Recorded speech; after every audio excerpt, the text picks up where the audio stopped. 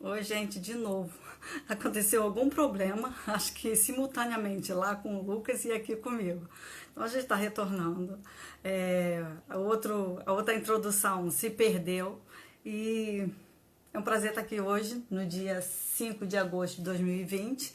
5 horas agora e 4 minutos. A gente está voltando para a nossa entrevista com o Lucas Machado, que, como eu disse, não é o mesmo Lucas Machado, outro estudante que esteve aqui. Esse é o mestrando em Direito da PUC, mestrando em Relações Internacionais da PUC Rio, para falar para a gente desse tema tão bacana, que é um tema que envolve meio ambiente, que envolve todo mundo. Agradeço todo mundo que está voltando. Não sei o que aconteceu, caiu assim, de repente, caiu todo mundo e já vou chamar o Lucas de volta. Que a gente engrena, tá? É, Nunca aconteceu isso, de cair os dois ao mesmo tempo. Oi, professora, aconteceu alguma coisa? Caiu tudo aqui de repente. Caiu, acho que primeiro Ah, você caiu para mim, depois caiu tudo. Coisas da internet. Tudo bem, tá. Lucas? Tudo bem e com a senhora?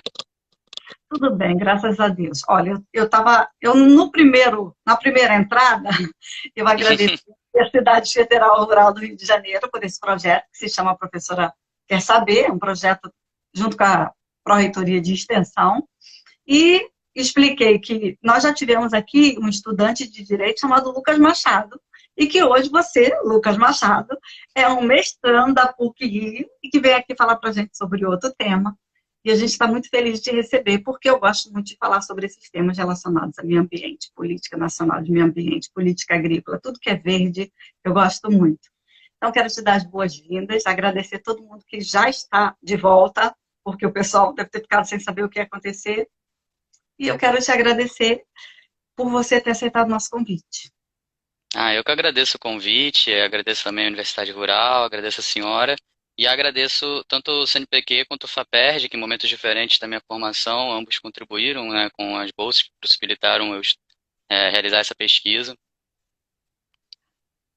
Eu já fui bolsista da FAPERJ, quando eu era da graduação em Direito, eu fui bolsista. E confesso para você que é uma experiência muito bacana, porque a gente não pode relaxar, né? A gente tem que produzir, tem que apresentar o relatório, né? E é algo muito sério. Tem gente que fala assim, ah, mas ele é bolsista, não sabe o peso que fica nas costas da gente e o alívio que é quando a gente entrega aquela pesquisa, aquele trabalho realizado.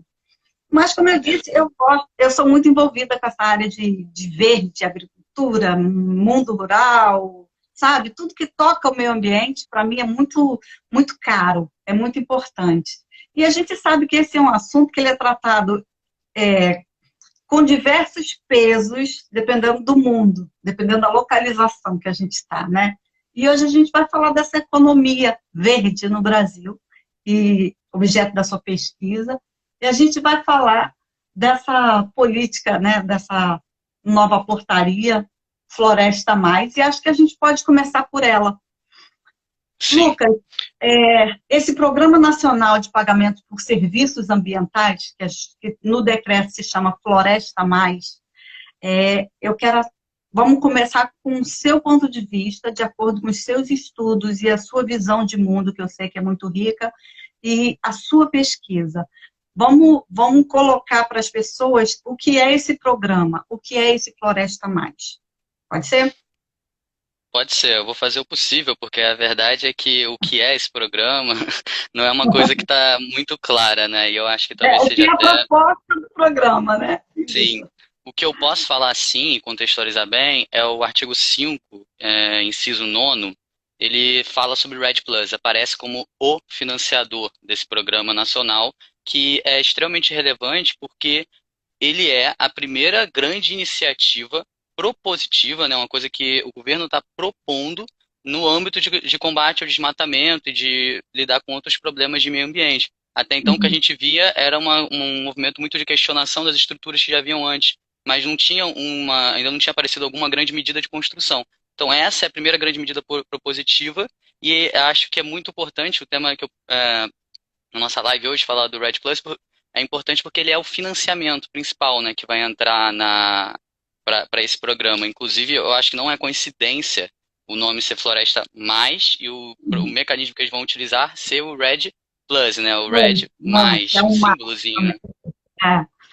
Eu até estou com a tela aberta aqui com o decreto e vou ler para as pessoas o artigo 5º, inciso 9º. O artigo 5º diz, são objetivos estratégicos do programa Floresta Mais, ou Plus, né? Mas vamos colocar mais porque o brasileiro, né?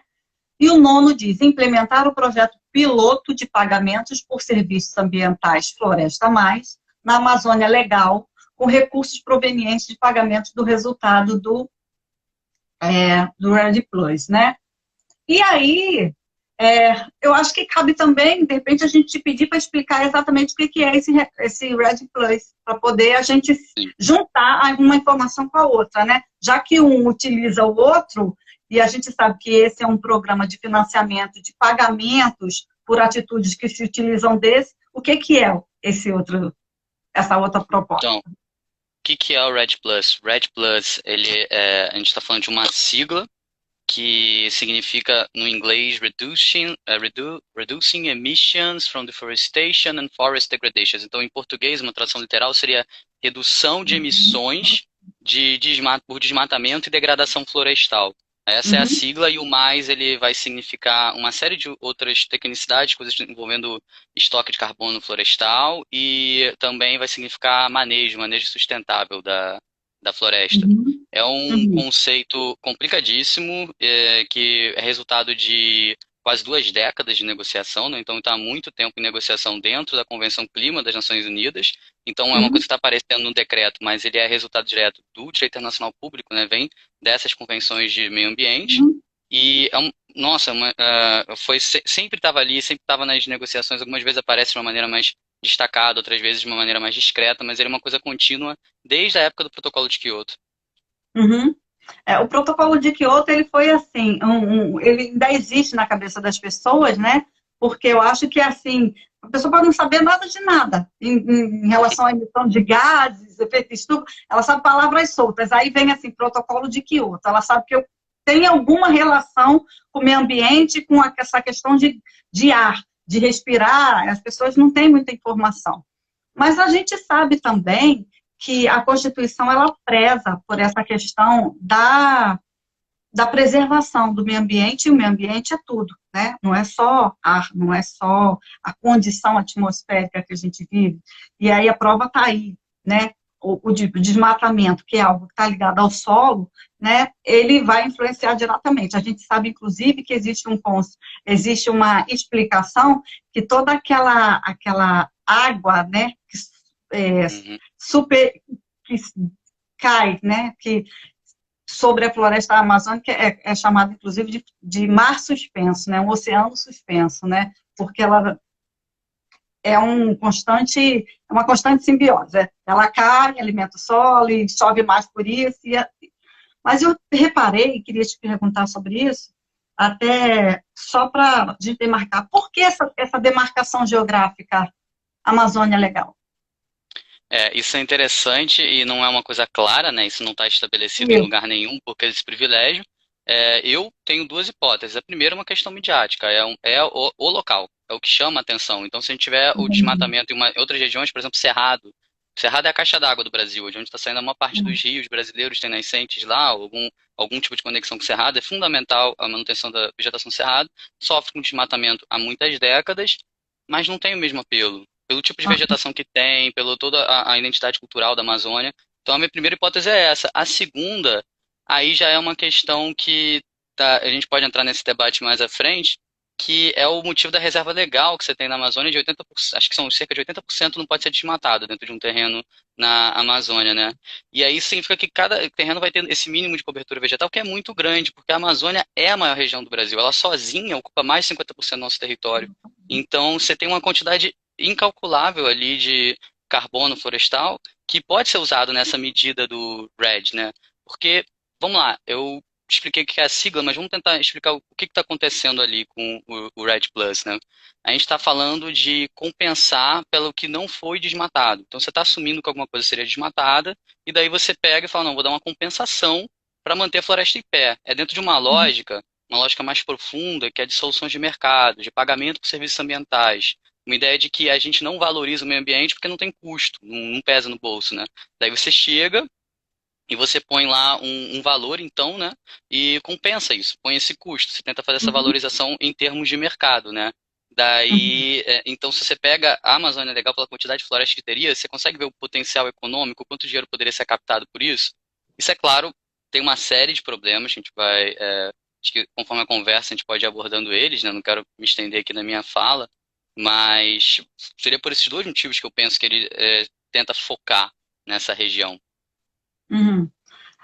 Quando você fala a palavra compensação, né, a gente não tem como não fazer um link direto com a questão financeira, né, que essa compensação, ela é inclusive, ela é sobretudo, ela tem um olhar para fora, para além das nossas fronteiras, uma compensação, inclusive, de que se aqui eu consigo fazer essa reserva, quem não faz, a gente pode estabelecer uma moeda de troca. E foi a base do protocolo de Quioto, né, que foi aquela coisa, né? Eu compenso que eu gasto aqui, mas compenso com quem não gasta, né? E assim a gente investe, a gente vai fazendo essa compensação. É, Pode E aí falar. você tocou, não, você tocou num ponto super sensível da discussão, que quando a gente está falando sobre essa compensação, talvez eu não tenha usado a melhor palavra, tenha induzido ao erro, Uhum.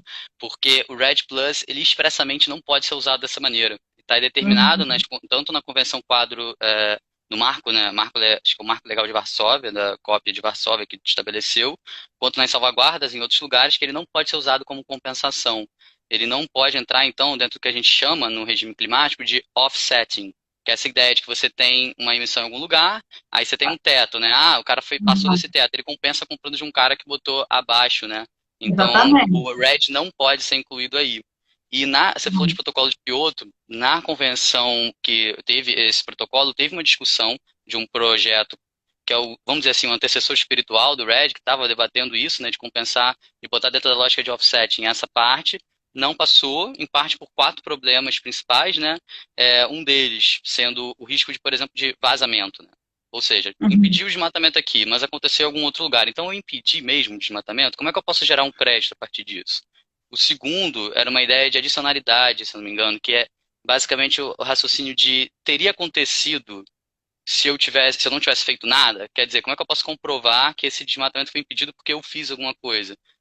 É difícil, né? Uhum. O terceiro problema seria a própria mensuração. É muito difícil mensurar o quanto de carbono que evitou de ser liberado para a atmosfera. Você tem hoje iniciativas de pessoas assim complicadíssimas, de custos altíssimos, pessoas indo, mensurando, fazendo, tirando a circunferência de uma árvore, vendo pelo tipo de espécie, quanto de carbono que ela consegue reter, para depois fazer cálculos e cálculos.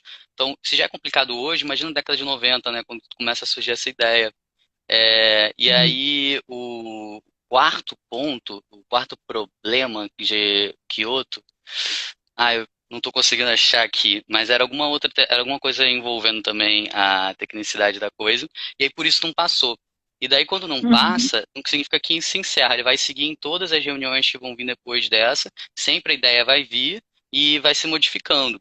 E aí, como ela vai ser aprovada em Varsóvia, mais de uma década depois, ela vai ser Uhum. aprovada como um mecanismo de pagamento por resultados. Então a gente já não está mais falando de uma compensação por offsetting, não está mais falando de gerar um crédito. O que a gente está falando eu tenho um desmatamento que foi reduzido, eu dou um dinheiro. Então eu estou compensando pelo custo de manter a floresta em pé, seria essa ideia, não compensando Uhum. pelo carbono que outra pessoa emitiu.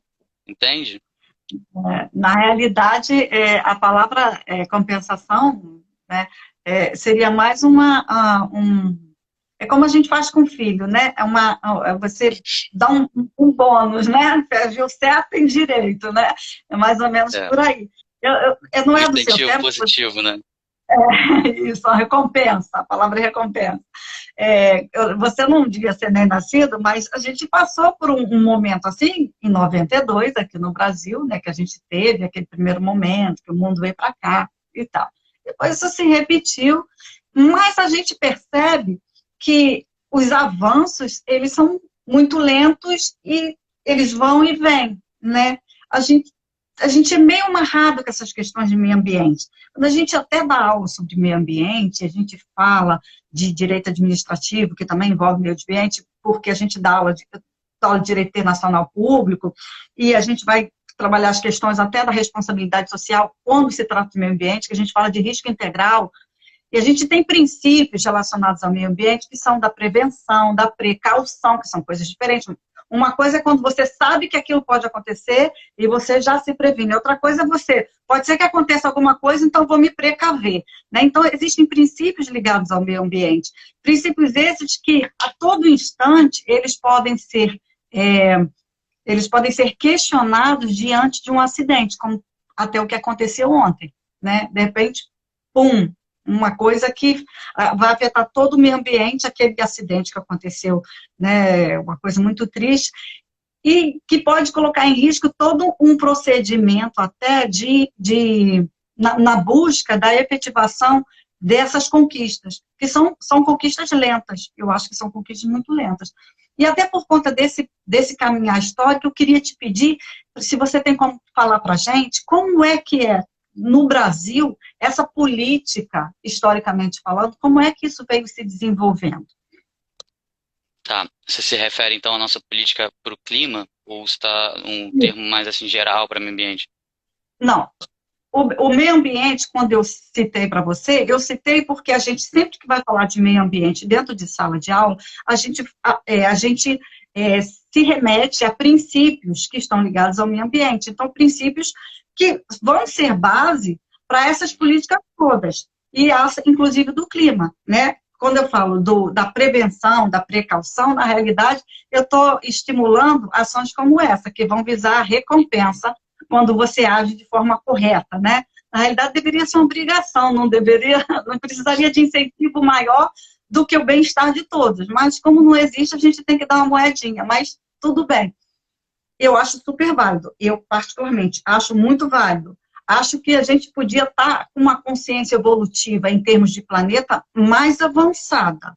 Mas já que não estamos, a gente pode trabalhar nesses patamares. Mas é até em função dessa nossa consciência que eu queria te pedir, para dentro do Brasil, se você pode colocar para a gente como é o processo histórico dessa construção a respeito do clima. Claro. Bom, então você citou 92, a gente tem que começar aí, né? Não tem jeito. Quando, em 1992, a Conferência do Rio, né, a Eco 92, ela foi a maior conferência internacional da história até então.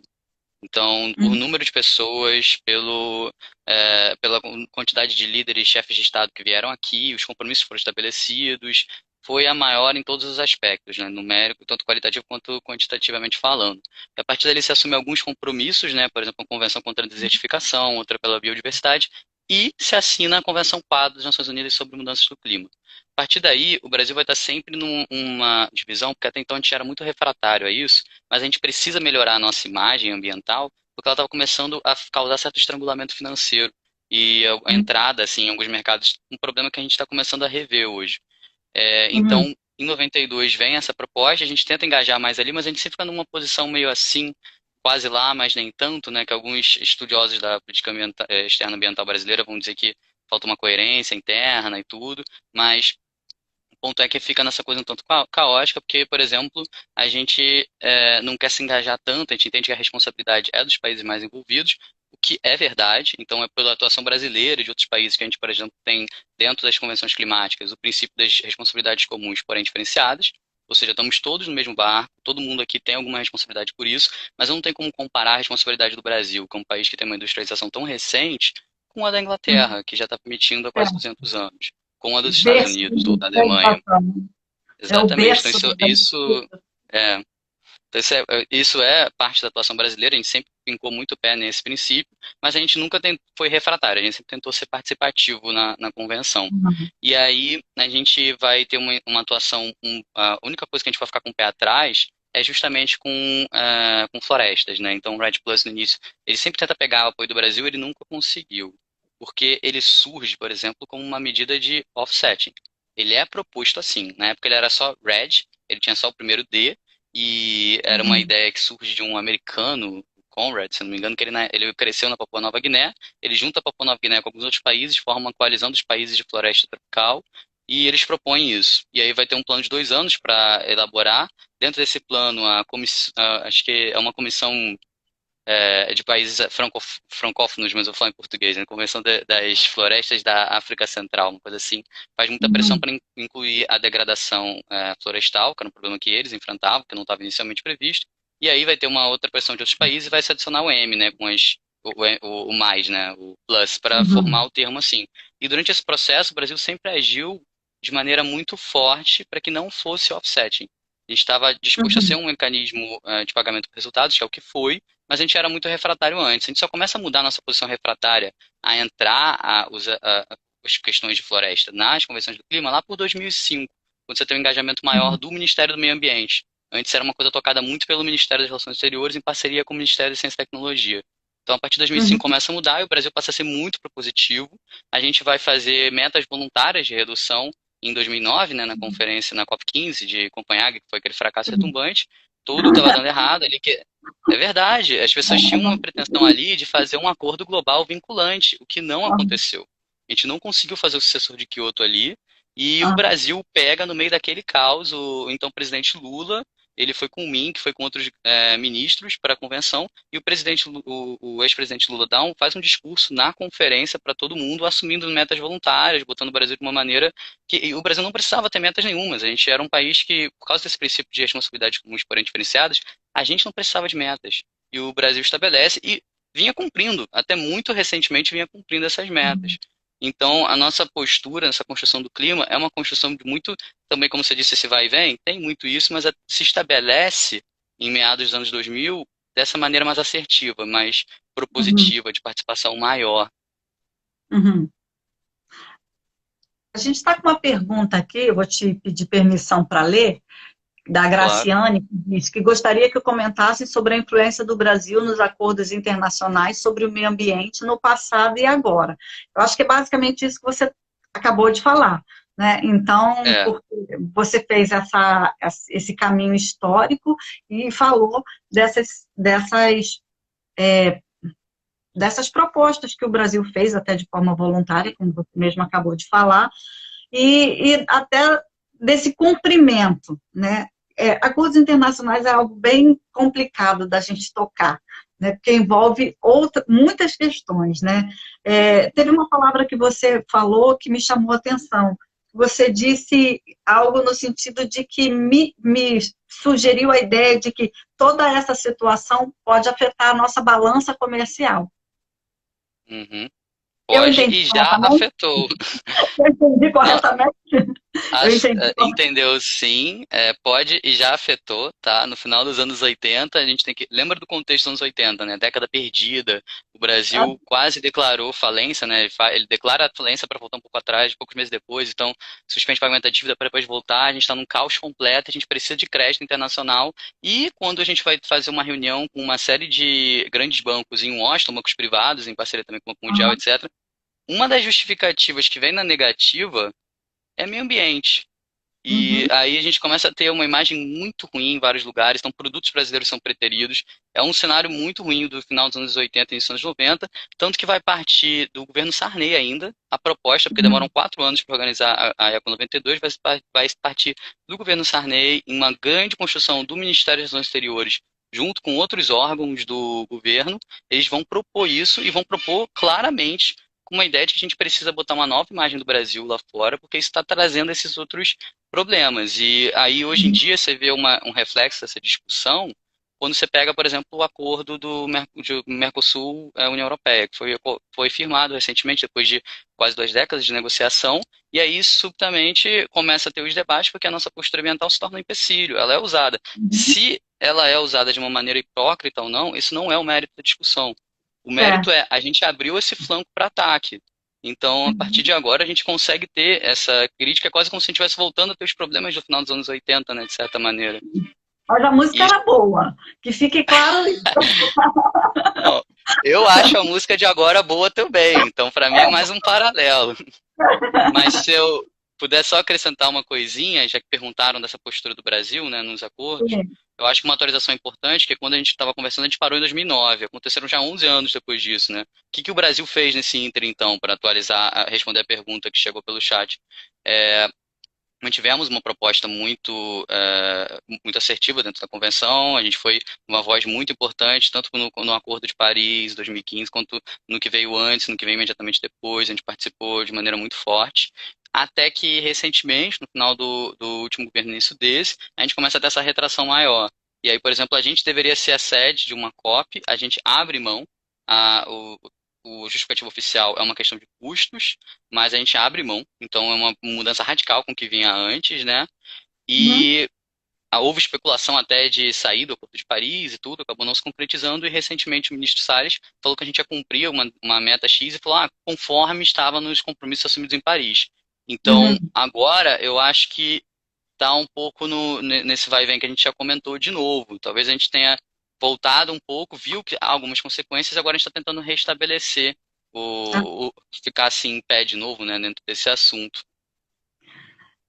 Eu acho assim, quando eu não consigo desligar o assunto, por isso que eu te falei, teve um momento que você me perguntou, mas é sobre o meio ambiente ou sobre o clima, né? Eu não consigo desvincular, porque a gente sabe que, por exemplo, o Brasil, já que a gente falou de balanço comercial, o Brasil, a força, por exemplo, da balança comercial do Brasil é em cima de commodities, que a gente sabe que é resultado da nossa geografia, do nosso clima, então, acho que o empenho nessas questões deveria até ser muito maior, já que praticamente o nosso retorno financeiro em termos de transações internacionais advém dessas questões. Nós estamos ganhando dinheiro por conta do nosso espaço geográfico e das nossas relações com o meio ambiente. Então, a gente deveria ter mais isso. Nós não estamos falando num país pequenininho europeu, que às vezes não tem área para plantio e ainda assim consegue. Né? Quando a gente viaja, a gente vai para a Europa, a gente descobre, a gente fala, eles aproveitam cada espaço, né? E eles preservam muito. Mas preservam dentro do que eles podem preservar, porque eles não têm o nosso nível de vegetação, eles não têm o nosso nível de rios, eles não têm a nossa oferta natural. Então, tudo que a gente tem em termos de clima é resultado da nossa geografia, da nossa hidrografia, do que a natureza nos oferta como país. A gente tem um país muito grande. Então, a gente acaba investindo pouco, eu penso nessas questões, porque a gente, por ter muito, se acaba desperdiçando. Você está entendendo? Você desperdiça condições. E quando vem atitudes assim, a gente olha e fala, eu acho positivo aberto, mas eu queria a tua crítica nesse sentido, se você acha que isso vai funcionar, se não funciona. Eu queria o teu ponto de vista como estudante específico do assunto, né? Porque eu estou vendo o meu olhar do meu direito de Uhum. uma pessoa que transita nesse mundo rural e que essa ruralidade, de uma certa forma, me afeta para o meu juízo de valor. Você está entendendo? Mas eu queria a sua visão, porque a sua visão tem muito mais o cunho internacional em relação aos acordos e tratados do que a minha, entendeu? Uhum. Então, muita coisa foi dita, né? Mas eu estou entendendo que a pergunta principal é de se funciona ou não esse programa, o Red Plus, que é o principal mecanismo de financiamento que a gente está botando, né? Olha, o Brasil já teve projetos piloto, tá? Na verdade, o Red Plus mesmo surge a partir de alguns projetos que vinham de iniciativa privada, de outras iniciativas desde a década de 70, e o Brasil, no contexto da Rio+20, o Brasil vai ter lançado em uma parceria com os organismos de cooperação da Alemanha, também com financiamento da Noruega, não por coincidência, são os dois principais financiadores do Fundo Amazônia, outras iniciativas no Brasil, vai surgir um projeto chamado Red Early Movers, o RAIN, como a gente chama, né? Que vai ser um projeto que vai acontecer no Acre, junto com algumas outras unidades, assim, da Bolívia e de outros países da América do Sul. Então, vai ser uma coisa que vai acontecer diretamente no Acre e vai ter todo, basicamente para a ideia da Alemanha era dar um incentivo para quem estivesse começando com aquilo logo, sabe, para os adiantados, né? E olha, o único relatório que você tem de alguém que foi lá olhar e mensurar e ver se estava funcionando ou não é bem negativo. Porque você Uhum, teve, a gente, para ser aprovado o Red Plus, precisa de ser aprovada uma série de salvaguardas, por exemplo.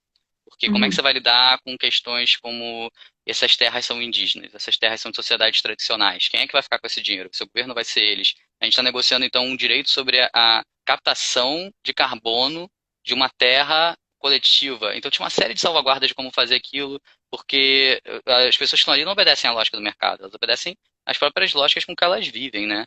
Então é muito complicado de você conseguir fazer isso funcionar. Então foi registrada uma série de violações de direitos e não houve uma diminuição significativa no desmatamento.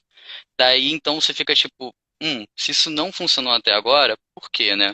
A gente vê pela redação desses projetos e pelo posicionamento do ministro e tal, que talvez ele esteja pensando em voltar àquela ideia de offsetting que o Brasil tão duramente criticou, né? Tão duramente a gente combateu essa medida.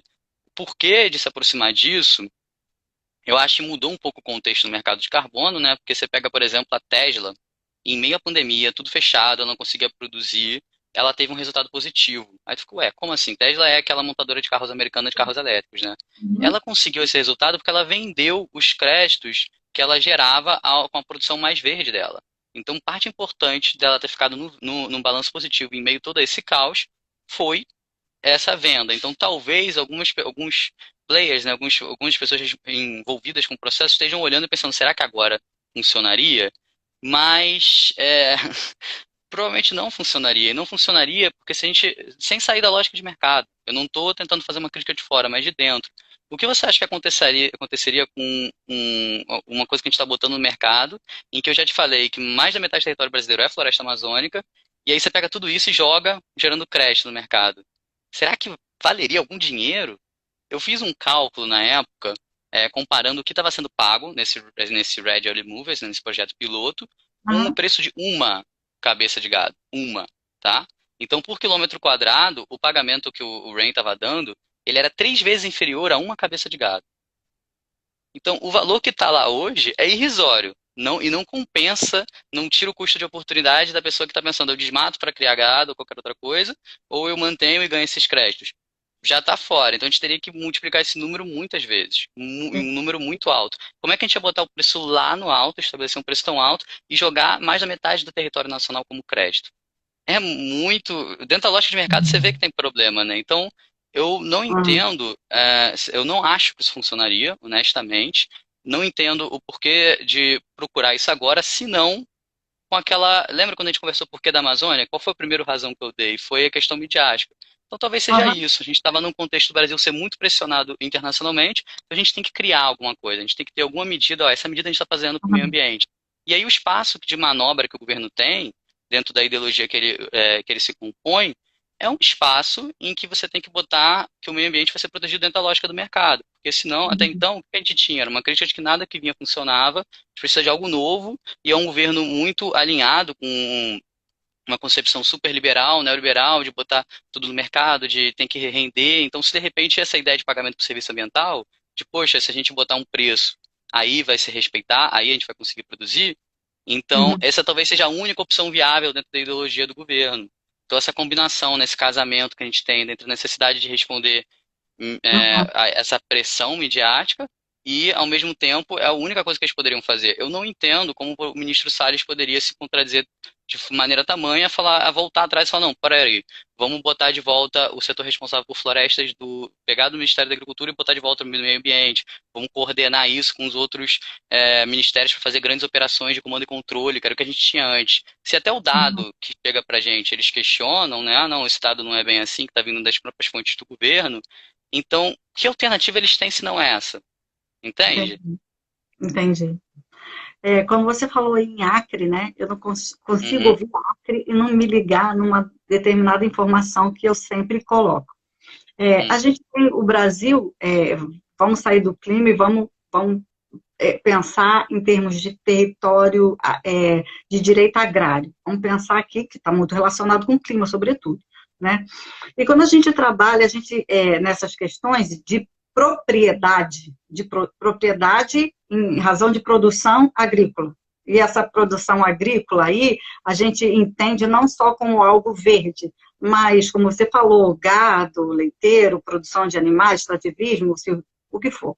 Bom, aí a gente tem isso dividido dentro do ordenamento brasileiro, dentro das leis, em termos de tamanhos, né? Os proprietários, eles são vistos aos olhos da lei pelo tamanho das suas propriedades. Então, a gente tem aqueles com grandes propriedades, médias propriedades e pequenos proprietários. E a gente tem uma classe aí de agricultores, que a gente denomina agricultores familiares, que eles estão demarcados por um tamanho de propriedades que a lei diz que são agricultores familiares, é 11326/2006, foi no governo Dilma, inclusive, que a gente trabalhava com o conceito de módulo rural, ela passa a trabalhar com o conceito de módulo fiscal, que diz que é pequeno agricultor, que é agricultura familiar, aquele que tem até 4 módulos fiscais. Detalhe que o módulo fiscal, ele é um módulo flutuante em termos de tamanho.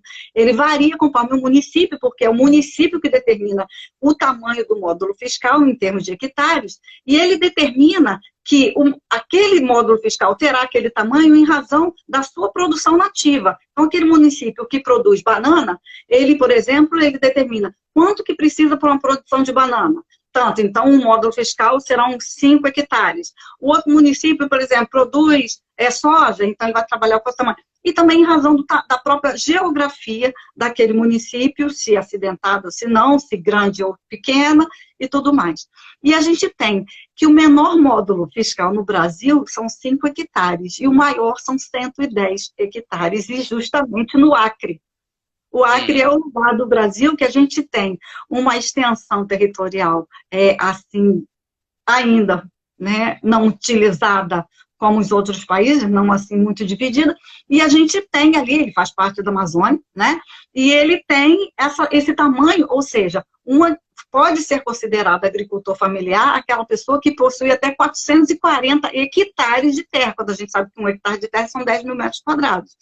Então, a gente vai trabalhar ali no Acre com o conceito de pequeno agricultor, médio e grande agricultor. Então, a gente está trabalhando, na realidade, com propriedades gigantescas, porque a menor propriedade no Acre, ela já é muito grande em relação, por exemplo, ao estado do Rio de Janeiro, ao município do Rio de Janeiro, ao município de Seropédica, Duque de Caxias. Então, assim, é uma disparidade muito grande. Por que eu estou falando isso? Porque você vai começar a atingir áreas de extensão territorial que a gente vai tocar em áreas de quilombolas, indígenas, como você mesmo falou. A gente vai chegar em áreas que a relação com essa terra não é essencialmente agrícola, ela é área de extração, porque tem minério. E aí a gente sabe a gente sabe o que aconteceu no Pará com relação à Serra Pelada. Ali não teve respeito nenhum à relação ambiental, do meio ambiente. Ali tudo foi literalmente por água abaixo, porque tudo era passado numa bateia na busca do ouro. Tiraram uma montanha de um lugar e colocaram em outro. Então, quando a gente coloca essas coisas e a gente vê ações como essa, e o conceito de publicidade e propaganda dentro do direito está relacionado a dinheiro. Então, a gente explica, quando a gente dá aula de direito consumidor, que publicidade é algo que gera retorno financeiro. Por isso, quando a gente fala de comerciais, né, de produtos, a gente fala, é uma publicidade. Quando a gente fala de ações governamentais que não teriam interesse financeiro envolvido, a gente fala de propagação de ideias, então propaganda. Só que quando a gente vê também um governo que tem um alinhamento um pouco mais relacionado com a área de mercado livre, né, esse do governo mais liberal, a gente até pode falar em publicidade, porque na realidade a intenção também é um retorno financeiro. Eu só quis colocar isso tudo para você, porque na realidade eu quero te fazer uma pergunta que talvez seja a final daqui a pouco, porque já estamos 42 minutos. Qual é a intenção do Brasil? Seu modo de ver, né? Qual é a intenção do Brasil? O que ele está sinalizando, né, com isso? Tá, então qual é a intenção do Brasil em adotar esse mecanismo de financiamento, né? Eu acho que a gente tem que lembrar sempre, já que parece que a gente está falando de coisas diferentes, mas não estamos, quando a gente fala de módulo rural, tudo isso e clima, porque um dos principais responsáveis pelas emissões brasileiras é o que a gente chama de mudança de uso do solo, ou seja, desmatamento. Tá? Em termos leigos, é desmatamento. É assim que aparece nas convenções, se alguém for lá ver. Então, tem sempre tudo a ver. Qualquer coisa desse tipo tem a ver com o clima. O clima acaba tocando em tantas coisas por causa disso. E aí, o que o Brasil quer com essa questão de botar agora o REDD Plus numa postura que a gente antes era tão desconfiado e tal? Eu já respondi, quando a gente estava comentando a questão anterior, que pode ser uma questão midiática, porque eu não vejo como uma fonte viável de financiamento. Primeiro porque não valeria nada, então não tem muito incentivo, né? A quantidade dali não ia permitir que o preço do carbono compensasse. É mais interessante para o dono da terra desmatar do que pegar esse tipo de pagamento, né?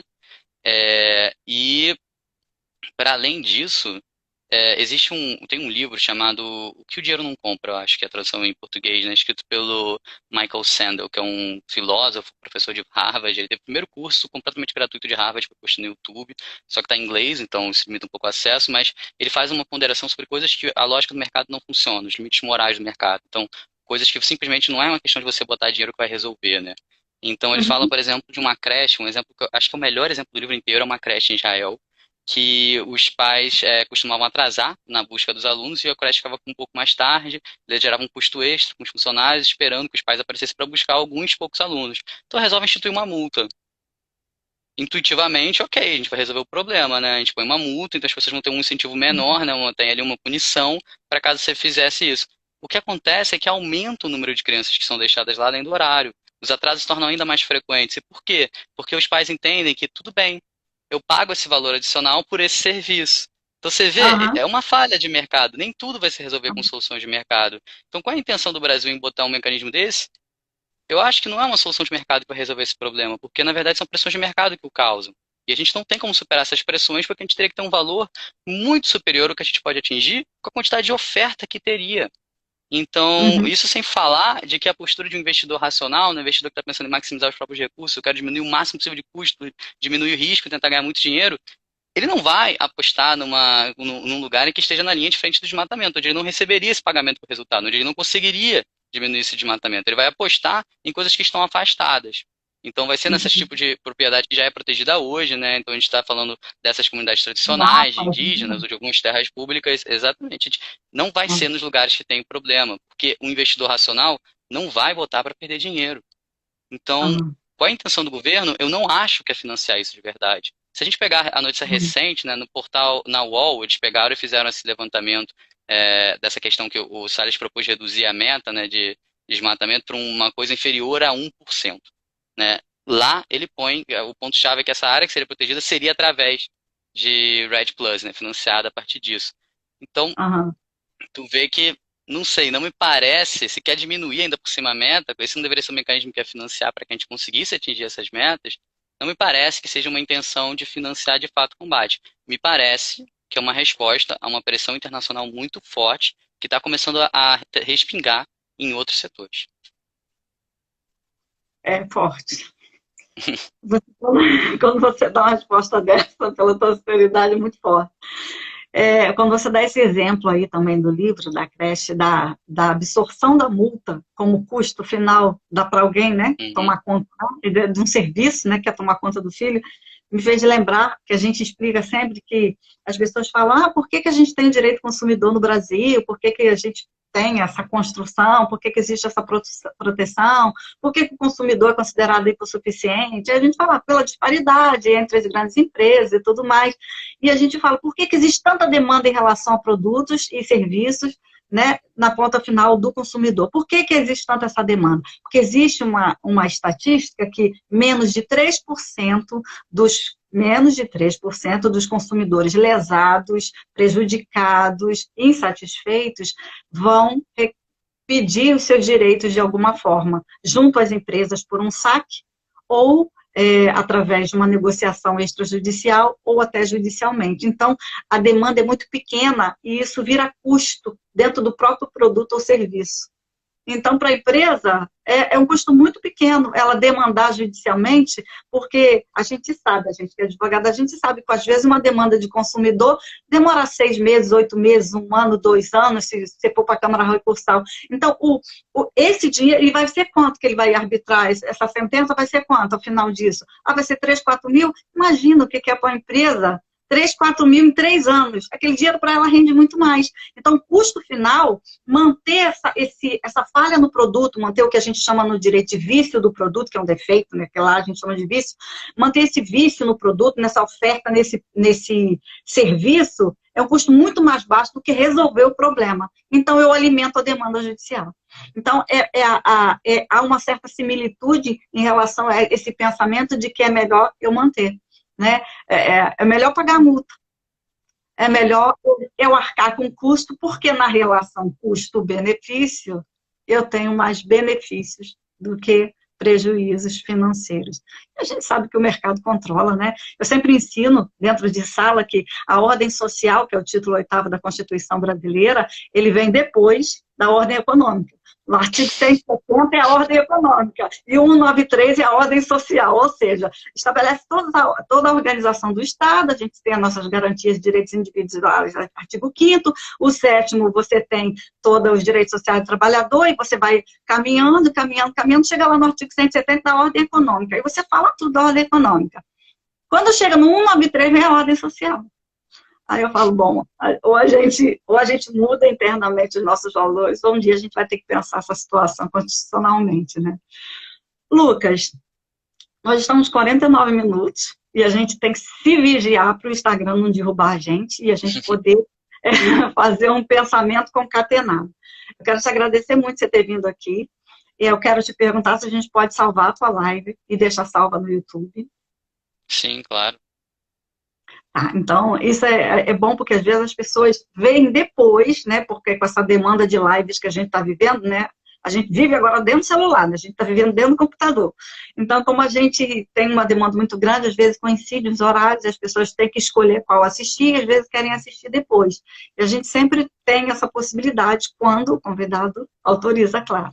Então, eu quero te agradecer e vou te passar a palavra para você encerrar com a sua fala, que você quiser, e dizer que você aumentou muito, muito, muito, muito a minha visão de mundo, de conhecimento sobre esse assunto, e eu vou começar a dar aula, agora a gente vai começar um período especial na Rural, para um período que foi criado por causa da pandemia, para poder não deixarmos os formandos sem se formarem, né? Então a gente criou o período especial para todas as pessoas, e eu dou aula de direito agrário, dou aula no núcleo de prática jurídica e dou aula de direito do trabalho lá nesse período, cada período eles me jogam uma coisa, mas nesse eu vou dar aula de direito do trabalho e eu sempre trato dessas questões, né, 2030, né, essas questões relacionadas ao trabalho, essa política de meio ambiente que a gente sabe que tem que ser implementada, e esse é mais um dos assuntos que eu tenho certeza que eu vou levar para lá. Quero te agradecer muito, a palavra é sua para você finalizar. Bom, então finalizar, eu acho que foi uma live muito crítica, né? Então, não quero deixar ninguém com um sentido de desesperança. Então, tipo, o principal mecanismo de financiamento que o governo propôs é um mecanismo que você não acredita que vai funcionar? Não acredito que vai funcionar. Isso não quer dizer que a gente não pode fazer nada, tá? Se a gente pode se engajar individualmente de várias formas, tentar reduzir a nossa pegada ambiental, quanto que a gente consome, muitas coisas, e tem várias iniciativas. E se você não conhecer nenhuma onde você mora, nenhuma iniciativa para reduzir esse tipo de coisa, eu sempre proponho que você faça alguma coisa. Eu, com alguns amigos, tenho, por exemplo, um movimento voluntário que a gente promove reflorestamento urbano. A gente planta árvores nativas, se quiser, se a professora permitir, eu até falo o nome do movimento aqui, senão... Eu gostaria que você falasse suas redes, seus projetos, por favor. Uhum. O que eu gostaria de mostrar para vocês é o Revive Jacarepaguá. Então, aqui na Zona Oeste do Rio de Janeiro, a gente faz o reflorestamento e recuperação ambiental em torno do rio Anil. A gente só começou a fazer, e é isso que eu proponho a vocês. Talvez a gente não consiga, no momento atual, esperar para uma iniciativa do Estado. Talvez as iniciativas que estão vindo agora tenham tudo para dar errado, mas isso não significa que a gente não precisa ficar fazendo nada. A gente pode tentar fazendo essas coisas. Que o Revive hoje ele já tem camiseta, símbolo, pode procurar a gente, né? Por causa dele, já participei do Conselho Municipal de Meio Ambiente do Rio, na Câmara Técnica da região aqui que eu moro, das bacias drenantes, no caso. E essa nota positiva que eu gostaria de deixar no final, porque talvez o Red Plus não seja o caminho, talvez as soluções de mercado não sejam o caminho, mas o engajamento pessoal com certeza é. Então, se engajem, façam alguma coisa, a gente não precisa sair daqui cabeça baixa, achando que essa luta está perdida, porque não está. Ah, que legal. Eu sou do tipo que tem horta em casa, né? Eu tenho horta no lugar de planta. Então, assim, eu gostei muito, vou procurar o Review de Jacarepaguá. Inclusive, se o pessoal quiser vir falar com a gente também sobre essa ação específica, que eu acho muito legal, que a gente pode, de repente, transformar em células, né? Espalhar por aí, todo mundo fazendo seu bairro, eu acho muito bacana. Depois, se o pessoal quiser, vamos entrar em contato. E quero te agradecer muito. Então, vamos encerrar essa live. Agradecer a todo mundo que passou por aqui. Gente, sigam aí o Lucas, mandem as perguntas para ele. Ele, pelo que eu vi, ele vai ter o maior prazer de responder. E, Lucas, quando você quiser falar de algo que você tenha interesse em esclarecer, divulgar, as portas estão abertas para você. tá bom? E tenho certeza Tá que o bom. dia que você estiver pessoalmente, agora presencialmente, dando aula, você vai também ter oportunidade de ir lá na Rural e falar pra gente, tá bom? Um grande Obrigado. abraço, fiquem todos com Deus e a gente vai salvar agora. Ah, peraí, deixa eu só fazer a nossa foto, tá? Peraí. Ok. Isso, ficou muito bom. Tá, então, estou encerrando agora, deixa eu só salvar aqui. Opa, muito obrigada. Nada, eu que agradeço. Tchau.